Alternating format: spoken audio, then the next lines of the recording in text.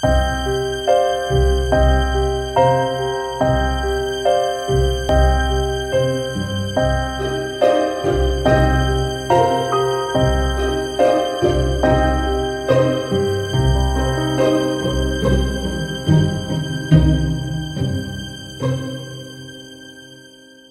చరిత్ర ఈయనది. కళ్ళు లేవు, కళ్ళు ఉండే మంచి ఫ్యామిలీ ముస్లిం అబ్బాయి. సో ఆ రకంగా ఎక్కడి నుంచి తీసుకొచ్చారు మీరు? మన చాదర్ఘట్ కదా, 4 years అవుతుంది. ఫ్యామిలీ ఉన్నారు, అందరు ఉన్నారు. సో సడన్ గా వాళ్ళ అమ్మగారు ఇంట్లో గ్యాస్ పేలి చనిపోవడం జరిగింది. చనిపోయినప్పుడు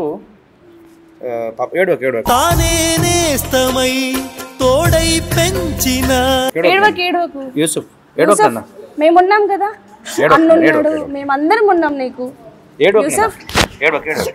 చెరిగింది దీపం కరిగింది రూపం.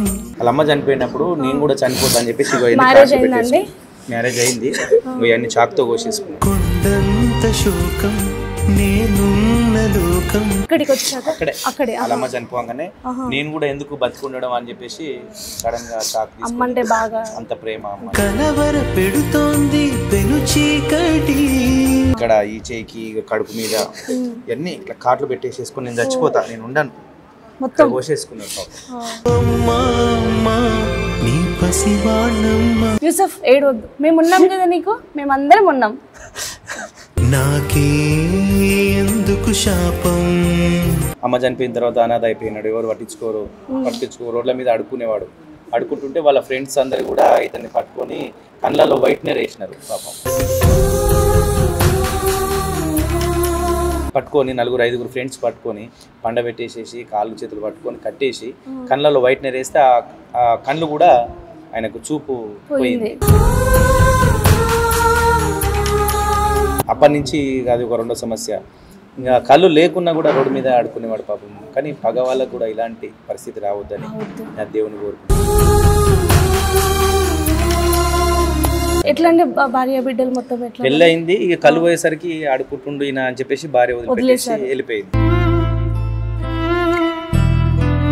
ఎవరు కూడా పట్టించుకోవట్లేదని చెప్పేసి రోడ్డు మీదనే గడిపేవాడు. అన్న ఉన్నాడు, తమ్ముడు ఉన్నాడంట.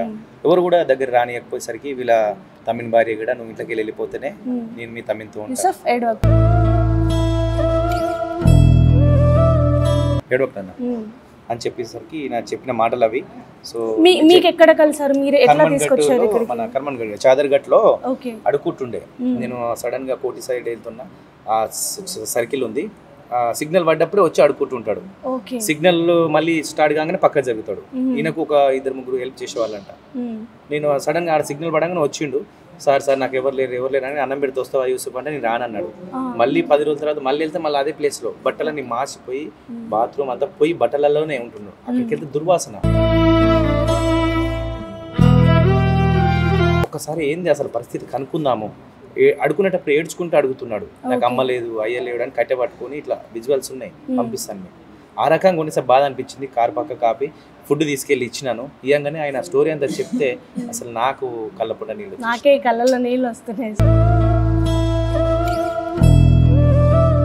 నేను తీసుకెళ్ళి 2 years అవుతుంది, 4 years అవుతుంది. ఒకసారి మాట్లాడదాం యూసఫ్ తో. యూసఫ్ నమస్తే. యూసఫ్ ఇట్లా 4 సంవత్సరాలు అవుతుంది ఇక్కడికి నువ్వు వచ్చి. మేమందరం నీకు ఉన్నాం, నువ్వు ఏడవద్దు. అన్నున్నాడు, మేమందరం ఉన్నాం, నేను చూడడానికి వస్తూ ఉంటాం. ఇక్కడికి వచ్చినాక ఎట్లా అనిపిస్తుంది? చాలా మంచిగా ఉందా? నీతో వాళ్ళందరూ మంచిగా ఉంటారా? అందరూ మంచిగా ఉంటారు. ఎందుకని అంటే అమ్మ చనిపోయిన తర్వాత నీకు మరి భార్య బిడ్డలు అందరు ఉన్నారు, నీ ఫ్రెండ్స్ నేను ఎందుకు అట్లా చేసినారు? నాకు అంటే నేను గణేష్ల పండుగకు అక్కడ చెమ్మన్ దగ్గర కూర్చుంటాను. మా ఇల్లు ముందు అక్కడ చాదర్ఘట్ మోసనగర్లో ఉండే.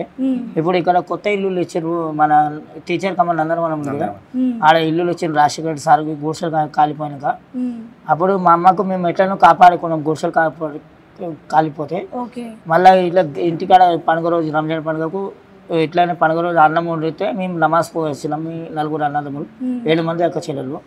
ఇట్లా ఇంటికి పోయి వచ్చాక అక్క మా అమ్మ చచ్చిపోయిందని మా చిన్న చెల్లెలు చెప్పింది. చెప్పినాక నేను మీ ఇంటికి వెళ్ళిపోతే మళ్ళీ ఇంటికి వచ్చినాక మా మరదలు ఏమన్నది, నువ్వు ఉంటే మీ తమ్ముడికి వదిలేసి నేను వెళ్ళిపోతా అంటే, నా తమ్ముడు జీవితం ఎందుకు ఖరాబ్ అవ్వాలని నేనే బయటికి వెళ్ళిపోయాను. ఇది అడుగుట్టు మొదలు పెట్టి దాని తర్వాత మొత్తం గిరిగారు తీసుకొచ్చారు మిమ్మల్ని ఇక్కడికి. మళ్ళీ మీ కుటుంబ సభ్యులు వస్తే వెళ్తావా వాళ్ళతో? లేదు, సార్ దగ్గరనే ఉంటా, ఇక్కడే ఉంటా. బాగుంది మాకు ఇక్కడ అంత మంచి దేవుడు తెచ్చిండు. ఆ దేవుడు కాదు కానీ శంకర్ భగవాన్ ఈ దేవుడే మాకు. అందుకే మాకు కోరిక, మాకు ఎంత ఏం కావాలంటే మాకు ఏమైనా అన్నం కావాలి, బయటికి వెళ్ళి ఏమైనా కావాలి, ఫ్రూట్ ఏమైనా జ్యూస్ కావాలంటే తెచ్చిస్తాడు మాకు. మీరు అడిగిందల్లా తెచ్చిస్తా ఉంటాడు. కాదని చెప్పాడు, ఎన్ని పైసలు కానీ ఖర్చు పెడతాం మా కోసం. సిమెంట్ బిజినెస్ ఉంది సార్కి, సగం పైసలు మాకు పెడతాడు. సార్ వల్ల చిన్న పాప వస్తుంది, పిల్లగాడు వస్తారు, అన్నయ్య ఆడుకుంటారు, మాతో మంచిగా మాట్లాడతారు, మంచిగా పాటలు పాడతారు, మంచిగా ఉంటారు. ఆ దేవుడు ఆశీర్వాదం ఉండాలి వాళ్ళకు, గిరి సార్కి మీకు ఉండాలమ్మా. ఇంతమంది ఇక్కడ వస్తారు ఆడుకోవాలి, వాళ్ళకి అందరికీ దేవుడు సల్లగా చూసుకోవాలి అమ్మా, ఆశీర్వాదం ఉండాలి ఆ దేవుడికి. రబీరామ్ సార్ చిన్న మేడం ఉంది, వాళ్ళు పెద్దగా అయినాక ఈ ఆశ్రమం నడిపిస్తే చాలు మాకు, ఇదే మనసుకి కోరికమ్మా. తప్పకుండా ఆ సారు చేస్తుంది కాబట్టి ఆయన బాటలోనే వీళ్ళ పిల్లలు కూడా ఇంకా చాలా మందిని చూసుకుంటారు. కానీ మీరు మాత్రం ఆయన మీకోసం ఇంత చేస్తుంది కదా, మాకెవరు లేరని మీరు ఏడవద్దు. ఇంకోసారి నువ్వు ఏడవద్దు. సార్ కూడా బాధ అనిపిస్తుంది, మాకు కూడా మస్తు బాధ అనిపిస్తుంది. సరేనా అమ్మా? సరేనా, మంచిగా ఉండాలి. అంకుల్ నమస్తే, బాగున్నారా? ఇక్కడికి వచ్చిన తర్వాత మీకు ఎట్లా అనిపించింది? ఇక్కడ నాకు సొంత బిడ్డ నాకు దొరికిపోయాడు, ఆనందంతో పోతున్నాను. మీ సొంత బిడ్డ దగ్గరికి వచ్చినట్టు మీరు ఫీల్ అవుతున్నారు. ఒకవేళ మీ వాళ్ళు వచ్చి తీసుకెళ్తామంటే ఉంటారా, వెళ్తారా? నాకు వాళ్ళు మరి ఉన్నారు అన్న సమస్య నాకు తెలియదు. వాళ్ళు ఉన్నారని కూడా మీకు గుర్తులేదు, వెళ్ళరు, అంత బాగా చూసుకుంటారు మిమ్మల్ని గిరిగారు. ఇక్కడ చాలా మంది మీతో పాటు వీళ్ళందరూ ఉన్నారు కదా, వాళ్ళందరితో మాట్లాడుతూ ఉంటారు. ఎట్లుంటారు మీరందరూ? వీళ్ళందరూ అంత అన్నదమ్ములాగా అంతా ఫీల్ అవుతుంటారు. ఇది లేదంటే మనం వెళ్దాం, మనకెందుకు భయం అన్న మేమంటారు, ఇది మనది అన్న చెబుతూ ఉంటారు. మా ఇంటికి వస్తారా, మనం తీసుకెళ్తా? మరి నా బిడ్డ అమ్మ బాగా చూసుకుంటాను నేను కూడా. బిడ్డ చూసే రకం చూస్తారని నమ్మకం. 10 రోజుల్లోనే ఎంత మార్పు చెంది, నేను బాగా చూసుకుంటాను అంకుల్. రారంట విజువల్స్ మీకు పంపిస్తానండి, చూడండి ఒకసారి. చాలా దీనమైన స్థితిలో ఆ రోజు ఏడ్చాడు ఆయన. అసలు ఆయన మంచి జాబ్ పర్సన్, ఉన్న ఆస్తి అంతా కూడా కోట్ల రూపాయలు వాళ్ళకి ఇట్లా పడేసి వచ్చేసాడంట. ఇప్పుడు ఎందుకని మీరు అట్లా అంతా మీ సంపాదించిన అంతా మీ ఫ్యామిలీకి ఇచ్చి మీరు ఎందుకు రోడ్డు మీదకి వచ్చారు? చిన్న పొరపాటు వల్ల. ఏ పొరపాటు అంటే మీరు చేశారా? నా భార్య చేసే పొరపాటు వల్ల నేను మరి సహించలేకపోయాను.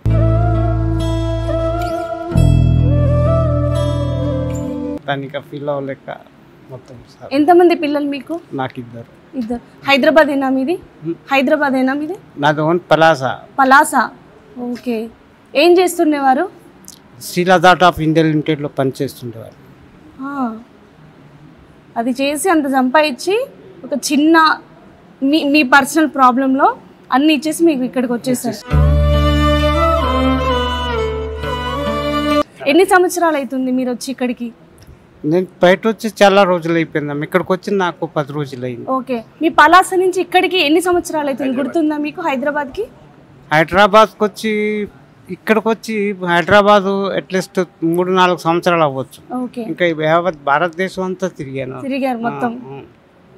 ఇల్లు వదిలేసాక భారతదేశం బికారిగా అడుక్కు తింటుంది గడిపారు. మంచి salary per month 80,000 rupees per month వచ్చేది.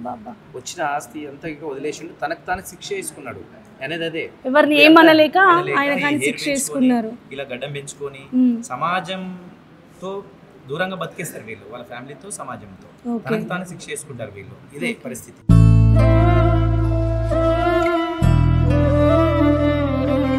ఇతను బడంగపేట్ మేడం, బడంగపేట్ లోకల్, ఒక 3-4 కిలోమీటర్ ఉంటుంది. సో ఇతను వీళ్ళ మమ్మీ చనిపోయినప్పుడు కూడా ఈయన పరిస్థితి, అమ్మ చనిపోగానే ఈయన కూడా నేనెందుకు బతుకుండడము అని చెప్పేసి ఆయన కూడా తనకు తాను శిక్షించుకొని ఒంటిపైన కిరోసిన్ పోసుకొని ముట్టించుకున్నాడు. పెళ్లి కాలేదు. సో చూడొచ్చు మీరు, చాలా పాపం ఎంత అంటే మొత్తం ఇక్కడ చూడండి. తనకు తాను శిక్షించుకోవడమే వీళ్ళకి తెలిసింది ఒకటే ఆయుధం. ఎవరిని ఎందుకు ఇబ్బంది పెట్టేది, మా అమ్మ ఇన్ని రోజులు ఉన్నప్పుడు నన్ను చూసింది, మా అమ్మ చనిపోయిన తర్వాత నాకు ఎవరు చూస్తారు అని ఒక ఆలోచనతోటి ఈ రకంగా అసలు అన్నం కూడా తినరాదు. ఇక్కడ చూడండి, అమ్మ అని గుర్తించుకున్నాడు. ఇంకో చేయి చూడండి అసలు. ఎన్ని సంవత్సరాలు అవుతుంది వచ్చి ఇక్కడికి వచ్చి మనకు 2 years అవుతుంది. 2 years అవుతుంది. మీకు ఎక్కడ కనిపించారు? బడంపేటలోనే తిరిగేవాడు. అమ్మ చనిపోయిన తర్వాత ఈయన ఈ రకంగా తాగేసి రోడ్డు మీద పడుకోవడము, సిగ్నల్ కాడ ఆడుకోవడము, సంతోష్ నగర్ సిగ్నల్ దగ్గర ఈయన ఇక తాగేసి అక్కడే పడుకుంటాడు. ఆడుకోవడం, తాగడం, పడుకోవడం. ఇంకొక దారి లేదు వీళ్ళకి. ఇక వీళ్ళ నాన్న ఉండే మొన్నటి వరకు, వాళ్ళ నాన్న కూడా చనిపోవడం జరిగింది. కనీసం వాళ్ళ నాన్న ఉన్నప్పుడన్నా తీసుకొచ్చి అప్పుడోసారి ఇప్పుడోసారి వాళ్ళ నాన్న ఇక్కడే ఉండేది మా దగ్గర. ఏజ్డ్ పర్సన్, 8 years ఉండే. సో ఆయన వచ్చి ఇక్కడ ఉండేవాడు. అప్పుడప్పుడు ఈయన తీసుకొచ్చి గుండు కొట్టించి స్నానం చేసి మళ్ళీ ఈయన చేసేది మళ్ళీ తాగుడు బానిసైంది కదా, పారిపోయేవాడు. మళ్ళీ మేము 10 రోజుల తర్వాత మళ్ళీ పట్టుకొచ్చేది. ఇదే తతంగా అవుతుండే. తర్వాత తీసుకొచ్చి కొంచెం ఆయన కౌన్సిలింగ్ ఇప్పించి మెడిసిన్ వాడినాము. వాడిన తర్వాత ఇప్పుడు పర్వాలేదు, మంచిగా డ్రింక్ కూడా టోటల్గా మానేసుకున్నాడు. ఆడుకోవడం అవన్నీ కూడా ఏం జరగట్లేదు. ఏం పేరు మీ పేరు? ఏం పేరు? నరసింహరావు. నరసింహరావు. ఓకే, 2 సంవత్సరాలు అవుతుంది ఇక్కడికి వచ్చి. ఎట్లా అనిపిస్తుంది ఇక్కడికి వచ్చిన తర్వాత? మంచిగా ఉంది. ఓకే, ఎందుకంటే ఆ నిమిషంలో మీకు ఎందుకు అమ్మ లేకుంటే నేను చనిపోను ఎందుకు అనిపించింది? బాధ అనిపించింది మేడం. మా అమ్మ లేదు, నేను ఎందుకు జీవితం మీద అని కిరోసిన్ మూసుకొని నేను తలగా పెట్టుకున్నాను. మీరు ఎంతమంది? 2 అన్నదమ్ములు. మీ అన్నదమ్ములు 2? ఓకే, మీరు పెద్ద? నేను చిన్న. మీరు చిన్న. మీ అన్న ఎక్కడ ఉంటారు గుర్తుందా? మా అన్న వెళ్ళిపోయాడు, పెళ్లి చేసుకొని వెళ్ళిపోయాడు. మీరున్నారని తెలుసా ఆయనకి? తెలుసు. వస్తూ ఉంటారు ఇక్కడికి? వచ్చిపోతాడు ఒకసారి. వస్తుంటారండి. ఇక్కడికి ఏం నాడు బడంపేటకి వచ్చి మా ఇంట్లో ఇప్పుడు ఈయన కోసం ఎవరు రారు. ఫ్యూచర్ గా ఫర్దర్ గా మీకేం కావాలని మీరు అనుకుంటున్నారు? నా ఆలోచన అంటే మేడం, ఇలాంటి వాళ్ళు మన తెలంగాణలో కానీ ఆంధ్రప్రదేశ్లో కానీ ఉండకూడదు. ఇలాంటి వాళ్ళందరినీ కూడా తీసుకొచ్చి ఒక షెల్టర్ కల్పించాలి. ఒక 2 నుంచి 3 ఎకరాల ల్యాండ్ ఉంటే చాలు నాకు. అన్నము, ఫుడ్ అదంతా కూడా దానంతా అది వచ్చేస్తుంది. ఎట్లా వస్తుంది అంటే నేను ఫస్ట్ స్టెప్ నేను మంచి ఒక కార్యాన్ని ఎంచుకున్నాను కాబట్టి రేపటి నాడు ఆటోమేటిక్గా ఫుడ్ వచ్చేస్తుంది. ఎవరో ఒకరు వచ్చిస్తారు. కానీ ఉండడానికి షెల్టర్ ఒకటి నేను ఒకటే కోరుకుంటున్నాను. ఇప్పుడు ఉన్నటువంటి మన తెలంగాణ ప్రభుత్వం, కాంగ్రెస్ పార్టీ మొన్న అధికారంలోకి వచ్చి 2-3 నెలలు అవుతుంది. సో వాళ్ళకి ఆ ప్రభుత్వాన్ని నేను వేడుకుంటున్నాను. 1 ఎకరం కానీ 2 ఎకరాలు కానీ 3 ఎకరాలు కానీ ఇస్తే తెలంగాణలో ఎంతమంది ఇలాంటి వాళ్ళ అనాథలు ఉన్నారో వాళ్ళందరినీ తీసుకొచ్చి నేను సాధ్యానికి సిద్ధంగా ఉన్నాను. నాకు ఎలాంటి సపోర్ట్ అవసరం లేదు. బియ్యము, పప్పులు, ఉప్పులు ఏమి ఇవ్వకండి, ల్యాండ్ ఒకటి ఇవ్వండి. నాకున్నటువంటి సంపాదనలో నెలకు 1,70,000-80,000 సంపాదిస్తుంటాను నేను. నాకు వచ్చిన సంపాదన అంతా అలా పెట్టేస్తాను. వాళ్ళకి కావాల్సిన 3 పూటల భోజనం. మనకు కావాలి బంగారం, కార్లు, బిల్డింగ్లు అవన్నీ మనకు కావాలి. వీళ్ళకి కావాల్సిన 3 పూటల భోజనం. ఆ భోజనం నేను చూసుకుంటా.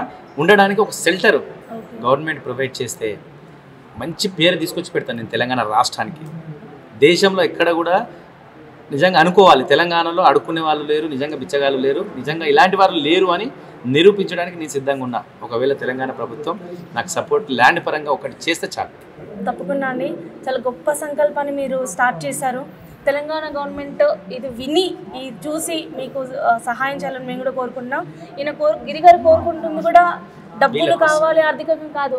ఇట్లాంటి వాళ్ళకి సహాయం చేయడానికి ఒక ల్యాండ్ మాత్రమే అడుగుతున్నారు. గవర్నమెంటే కాదండి, మంచి మనసు ఉన్న ఎవరైనా సరే ఇది చూసి కదిలి రావాలని కూడా మేము కూడా కోరుకుంటున్నాం. గిరిగారు చాలా చాలా చాలా థ్యాంక్ యూ సో మచ్. ఒక మంచి కార్యక్రమంలో మమ్మల్ని కూడా ఒక భాగం చేశారు. నిజంగా చాలా సంతోషంగా ఉంది. Thank you so much.